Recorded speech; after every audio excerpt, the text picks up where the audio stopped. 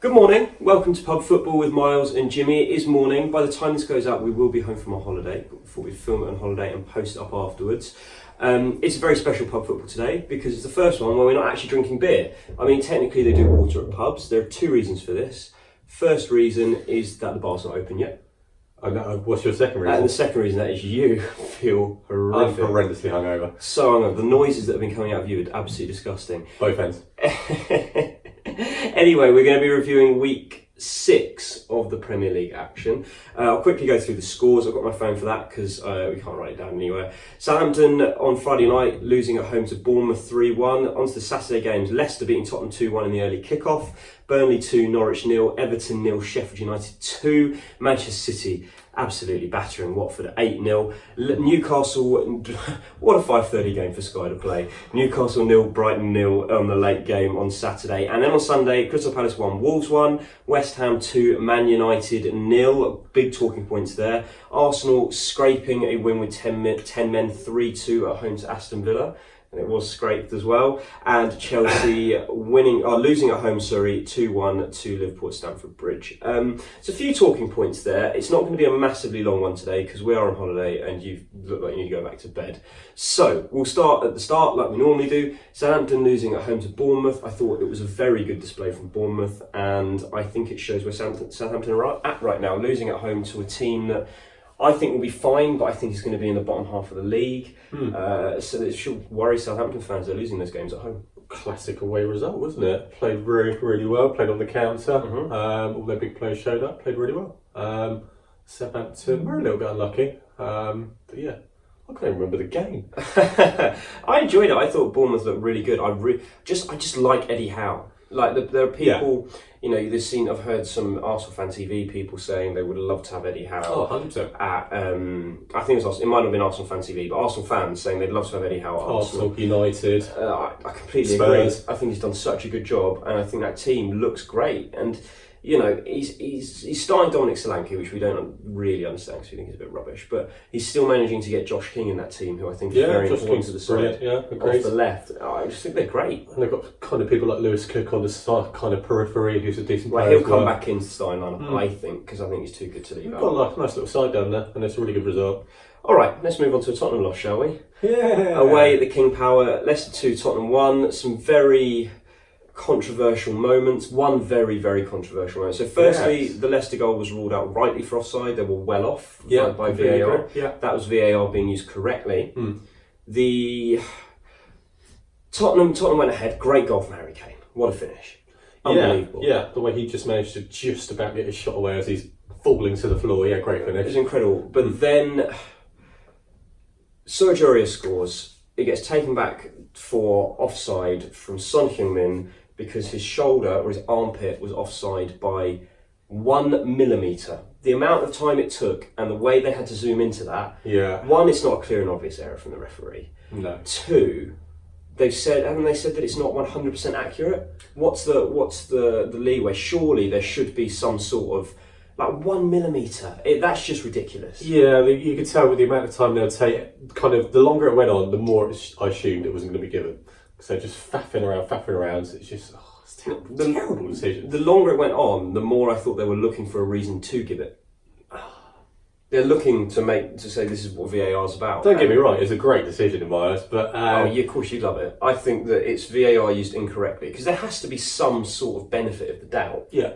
There has to be. I think it should be like in cricket. I don't know if it's still used, but it used to be when they used the review system.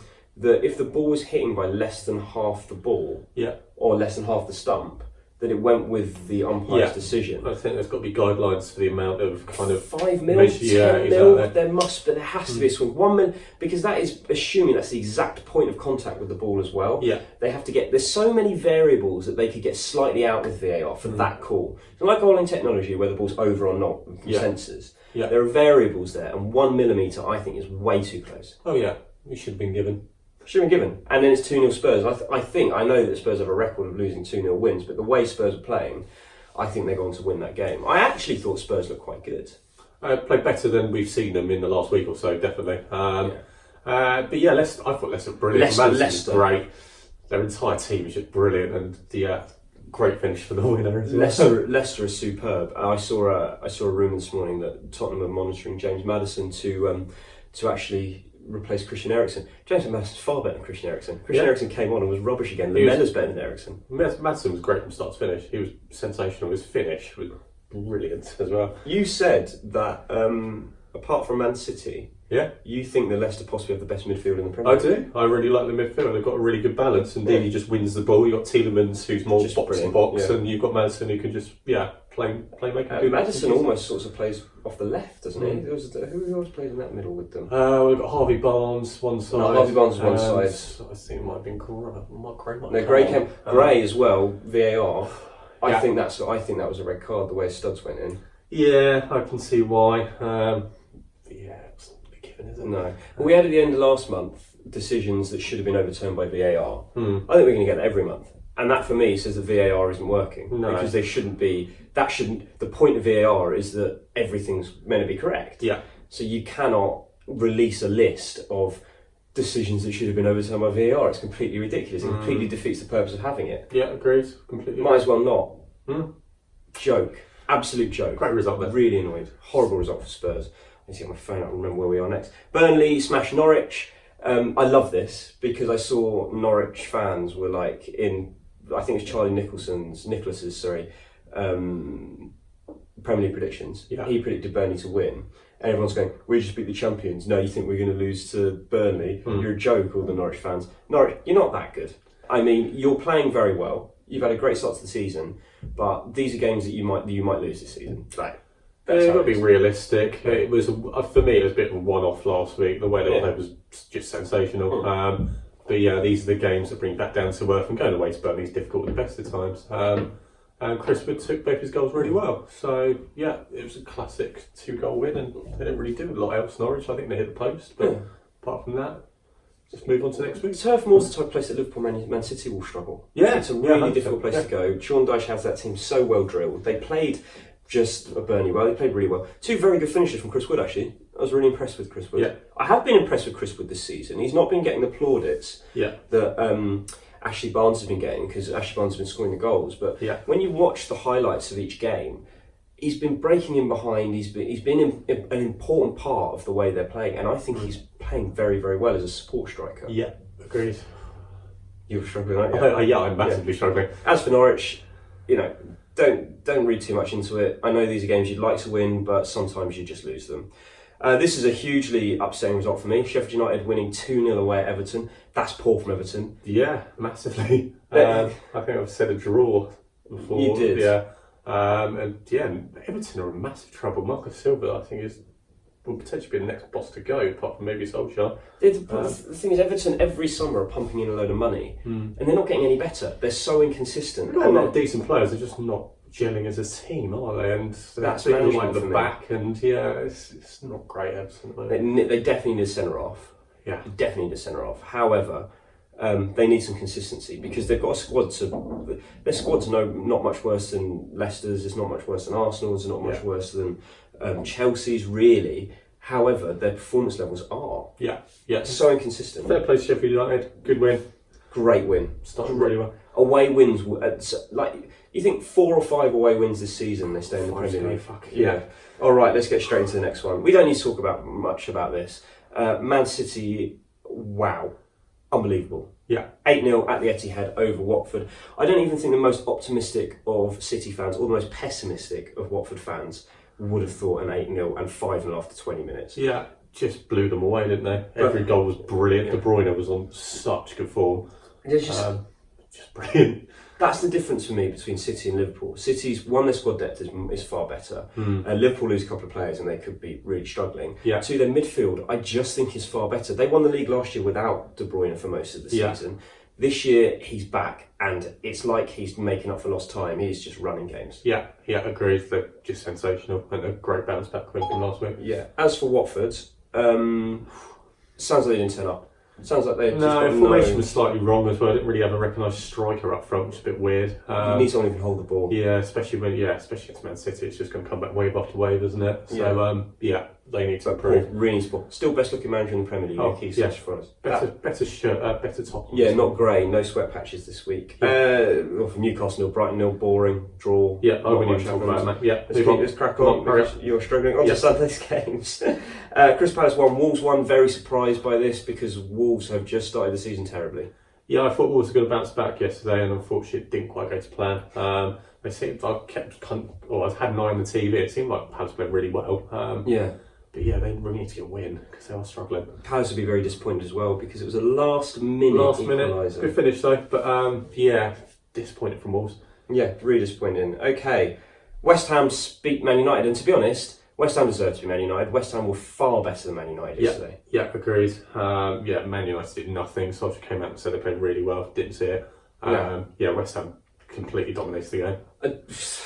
Big debate about Solskjaer out at the moment. Do you think he should be given more time? No, he's not playing well enough. You think he should go? I think he should. I don't know why he didn't put Mason Greenwood on the bench. Yeah, agreed. He was made to look a fool. Having to put who he put up front, Lingard, and then James and crap change. No. And yeah, just put the kid on the bench. He scored in the week. Just play him. Yeah. It's just common sense, isn't it? Oh, Angel Gomez and Tate Strong were on the bench. I'm struggling. I'm getting really aggy. You're getting really aggy. Man United looked terrible. Yeah, they were really bad. They looked way off the pace. And Arsenal next week, so that could be an interesting game. Speaking of Arsenal, yeah, 3-2 win. Aston Villa. They went down. They went behind twice. They went down to 10 men. It sounds like it was a pretty awful performance that turned around in the last sort of 20 minutes. Yeah, I kept an eye on the TV. First half was terrible. A really poor goal, kind of I think it was Guendouzi, Louise and Kolasinac not marking properly. Stand Guendouzi. Yeah. And not about the way he plays. He's an alright player. I just think he's a prick. Yeah. Like, you watch him on the pitch, he's in the ref's face, he's in players' face. He's like, you're the skinniest bloke on the pitch, mate. Yeah, for me, Maitland-Niles should have been sent off. The second challenge was not a yellow card in the month of Sundays. But to be fair, dug in, good result. For me, Villa must be kicking themselves because Villa needs to stop picking up points. Yeah. And yeah, that's a bit of a shocker. With the Maitland-Niles challenge, the problem is he didn't need to make it. No, he didn't. But for me, it's not a yellow card. It's just give a foul. Can we talk about Socrates? We can if you're going to be quick. Play acting. Oh yeah, sensational. Like, what an arse. Yeah. What an absolute arse. Yeah. Seriously. Sums up our back line, to be honest. So if you haven't seen it, he hugged onto Wesley's leg. Yeah. Wesley slapped himself in the thigh, and Socrates went down holding his face. Mm. We have cameras, mate. What are you doing? Yeah, exactly. Pillock. Good finish from Aubameyang. Great finish from Aubameyang, but I hate Socrates as well. Yeah. Him and Guendouzi called straight in the ref's face. Arsenal. Okay. Such a bob. I was going to add to that, didn't I? Such a what? Sideshow bob. Sideshow Bob. Okay, on to the last game. What a game, actually. You watched the first 60 minutes, then went to the Arsenal game. I watched the whole thing. Yeah. Liverpool 2-1 away to Chelsea. Very unfortunate VAR call. Now, people are saying that VAR should, he's not gaining advantage. VAR should be used for that offside. Difference between that one and the Spurs one was half of Mason Mount's body was offside. It was clearly off, and that's offside. It's not 1 millimetre. Yeah. It was very close. So I can understand giving that. I thought Chelsea played really well. I really, really like Fikayo Tomori. Yeah, playing well at the moment. Mate, we need to ramp this up slightly. Okay. N'Golo Kante, superb goal. Great Liverpool finish. Did the job, got it done. Yeah. Love a free kick routine. Yeah. Oh, brilliant finish. Yeah. I think this is all we've got time for because someone's cutting off. You can go and I'll wrap up. Just try not to make too much noise while I'm doing this. I think that was episode 12. I'm going to say episode 12. We tried to record some, but they wouldn't go up. Of Pub Football with Miles and Jimmy. Proper pub morning today. There's a few hungover faces. Someone's really, really struggling. Christ almighty. We will be back on Thursday to preview the Premier League for next weekend. Carabao Cup fixtures this week. Could see some nice, exciting new youngsters playing. Quite excited for that. For now, though, there's only one thing left to say with my empty glass of water. God, it's hardcore. Cheers.